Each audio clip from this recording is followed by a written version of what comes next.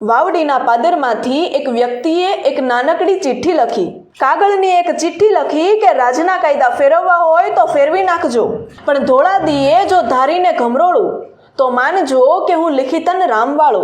વાવડીના વીર રામવાળાની વાત કરું તો બપોરના ટાણે આમ સૂરજ દેવતા કિરણો વરસાવી રહ્યા હોય અને ત્યારે ધોળા દિવસે લોકોના દરવાજા બંધ થઈ જાય. કેમ તો કે વાવડીનો રામવાળો બહારવટે નીકળ્યો છે ગાયકવાડ સરકાર સામે. અરે બહારવટું, અને એ પણ ગાયકવાડ સરકારની સામે હો. સૌરાષ્ટ્રની ધરતીનો આ પ્રસંગ છે. એમ કહેવાય કે ત્યારે મરાઠા રાજમાં ભરતી થઈને આવ્યા હતા, એટલે મરાઠી બાઈઓએ પોતાના ધણીને કહ્યું કે તમે બધા રાજની નોકરી કરો છો, પણ ધ્યાન રાખજો, અમે એવું સાંભળ્યું છે કે વાવડીનો કોઈ કાઠી દરબાર રામવાળો બહારવટે નીકળ્યો છે અને દુશ્મનને ધરબવા લાગ્યો છે. જોજો હો, ક્યાંક એનો ભેટો ન થઈ જાય, નહીં તો અમારો ચૂડલો ભાંગી જશે અને પછી અમે એકલા શું કરશું. તમે રામવાળાનું ધ્યાન રાખજો એવી ભલામણ આ બાઈઓ પોતાના ધણીને કરે છે. સાહેબ, આ બાજુ અમરેલીની પોલીસ રામવાળાને પકડવા માટે ગાંડી થઈ હતી. વચ્ચે રામવાળાની એક વાત કરી દઉં કે ડોહા પટેલ કે જે વાવડીના મુખી હતા, એને એમ કહેવાય કે તલવારના ઝાટકે વેતરી નાખ્યો અને ગાયકવાડ સરકારને પણ ધ્રુજાવી નાખી હતી. એવા હતા વીર રામવાળા. એટલે અમરેલી પોલીસ રામવાળાને ગોતવા માટે ગાંડી થઈ હતી.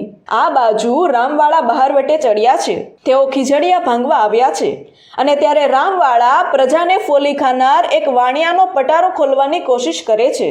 સાહેબ, ત્યારે પટારો ન ખુલતા વીર રામવાળા પટારાને પાટું મારે છે.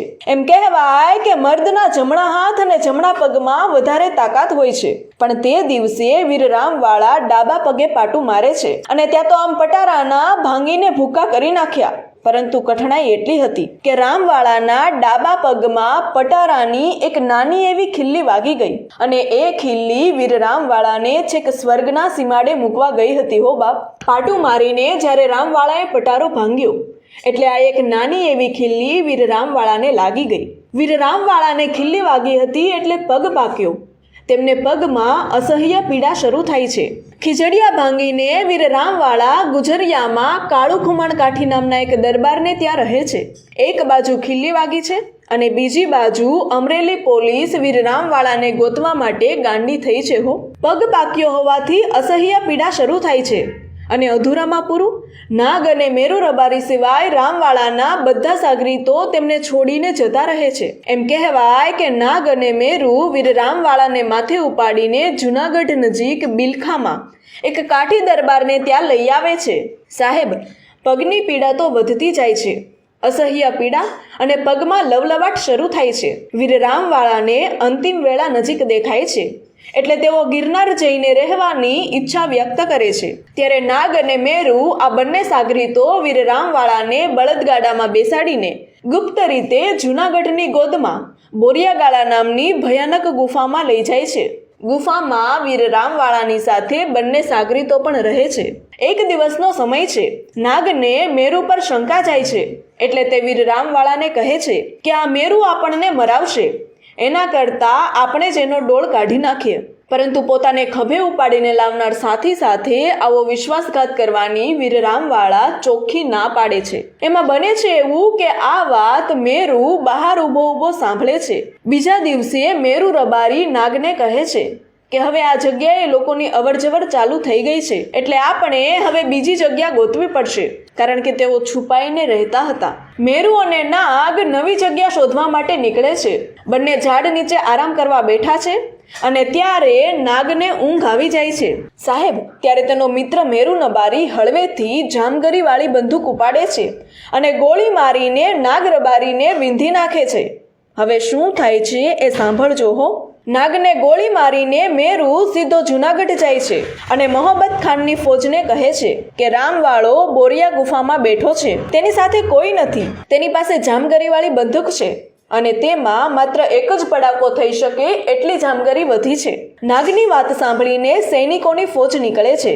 આ બાજુ વીર રામવાળા લોટ મસળતા હતા. ત્યાં બહારથી અવાજ સંભળાયો એટલે વીર રામવાળા તો મેરુની હરામખોરી સમજી જાય છે. રામવાળા કહે છે કે અંદર આવી જાઓ, હું એકલો જ છું અને બંદૂકમાં જામગરી પણ એક જ છે. પરંતુ સાહેબ, આ 50 સૈનિકોમાંથી કોઈ એકની પણ અંદર જવાની હિંમત નથી થતી. તેઓ ગુફાના દ્વાર સામે બાવળની સૂકી ડાળીઓનો ઢગલો કરે છે અને ગુફાનો રસ્તો બંધ કરી દે છે. ત્યારબાદ આ ડાળીઓમાં આગ લગાવે છે. આગના લીધે ગુફામાં ધુમાડાના ગોટે ગોટા થઈ જાય છે. વીરરામવાળાને તો બફારો થવા લાગ્યો, પગમાં બળતરા થવા લાગી અને આ વીર તલવારના ટેકે ગુફાની બહાર કૂદે છે. વીરરામવાળા પોતાની બંદૂકમાં રહેલી એક જામગરી સામે ઊભેલા સૈનિક સામે જ્યાં છોડે છે ત્યાં તો ફૌજની ટીમે એક સાથે 50 બંદૂકોમાંથી ભડાકો કર્યો છે. સાહેબ, ત્યારે એમ કહેવાય કે દગાથી ગાયકવાડી પોલીસ વીરરામવાળાને ગોળી મારે છે અને વીરરામવાળા મૃત્યુ પામ્યા. આજે પણ વીરરામવાળાની ખાંભી ત્યાં ઊભી છે. આજે પણ એ બોરિયો ગાળો વીરરામવાળાની યાદો સંઘરીને બેઠો છે. સાહેબ, ઈસવીસન 1914ના મહા મહિનાના આ દિવસ વિશે લોકો જ્યારે પણ સાંભળશે ને ત્યારે એની આંખના ખૂણા ભીના થઈ જશે. કારણ કે આ દિવસ અમરેલી, ધારી અને ખાંભા જેવા ગાયકવાડી ગામોને થરથર કંપાવનારા સોરઠની ધરતીના ઉજળા સપૂત વીરરામવાળાનો અંતિમ દિવસ હતું. સાહેબ, આવા ખમીરવંતા તારલા વીરરામવાળાને આજે પણ લોકો યાદ કરે છે. વીરરામવાળાનો આ વિડીયો વધુમાં વધુ લોકો સાથે શેર કરો અને વિડીયો વિશે તમારો અભિપ્રાય કોમેન્ટમાં જણાવો તથા આવા અવનવા વિડીયો જોવા માટે અમારા ફેસબુક પેજ કાઠિયાવાડની વાતોને ફોલો કરો. ધન્યવાદ.